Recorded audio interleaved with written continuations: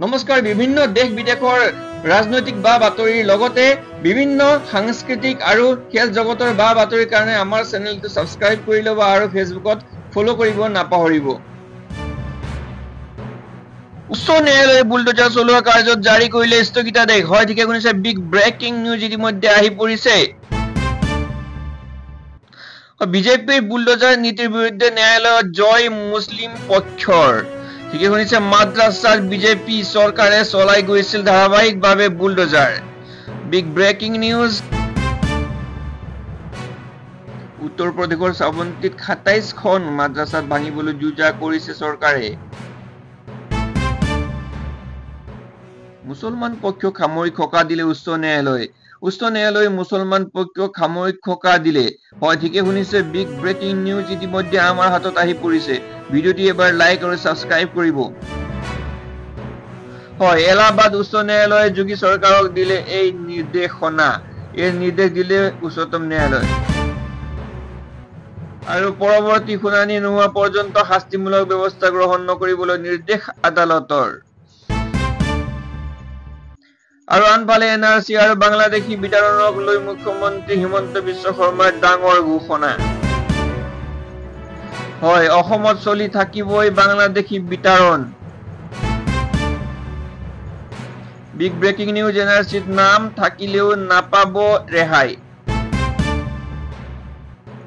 এনআৰসিত নাম থাকিলেও বাংলাদেশী চিনাক্ত হলে হ'ব পুছবেক। বহুতে চলে বলে কৌশলে অন্তৰ্ভুক্ত কৰিছে এনআৰসিত নাম। ঠিকে শুনিছে, ইতিমধ্যে অন্যহাতে এনআৰসিৰ প্ৰক্ৰিয়াই বহু সন্দেহৰ সৃষ্টি কৰিছে।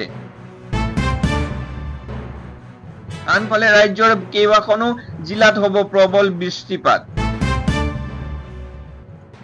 14খনকৈ জিলালৈ বৰষুণ বজ্ৰপাত ধুমুহাৰ আগজাননী। উজনিৰ পৰা নামনিলৈ জিলাই জিলাই হ'ব বৃষ্টিপাত।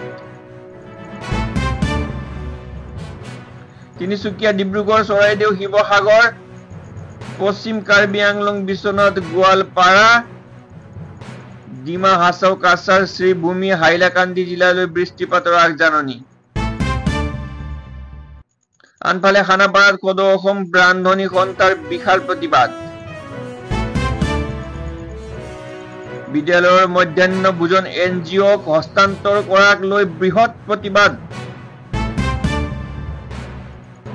আপুনি ৰান্ধনীক জোকাই নলব, আপোনাক মুখ্যমন্ত্ৰী আমি পাতিছিলো ৰান্ধনী সন্থাৰ প্ৰতিবেদন। আপুনি অসমীয়া বুলি গৌৰৱ কৰিলে নহব, আমাৰ কথা এবাৰ ভাবিব লাগিব। আমাক উপহাৰ হিচাপে বিহুৱান দিছিলে, আমাক নালাগে ঘূৰাই দিম বুলি হুংকাৰ দিলে ৰান্ধনী। এয়া কেৱল আৰম্ভণিহে। 7 জুলাইত স্তব্ধ হ'ব ৰেল পৰিবহণ সেৱা। 20,000 ৰান্ধনী আমি সাজু কৰিছো, গুৱাহাটীলৈ এখনো ৰেল আহিব দিয়া নহব। ৰান্ধনীৰ দৰমহা বৃদ্ধি কৰি নিদিলে ইয়াৰ পৰা আমি উঠি নাযাওঁ। বহিৰাগত এনজিঅ'ক ৰান্ধনীৰ ঠাই দিলে ফল ভুগিব লাগিব চৰকাৰে। চৰকাৰক প্ৰত্যক্ষভাৱে হুংকাৰ দিলে সদৌ অসম ৰান্ধনী সন্থাই। News desk report, Assam Gorkha live.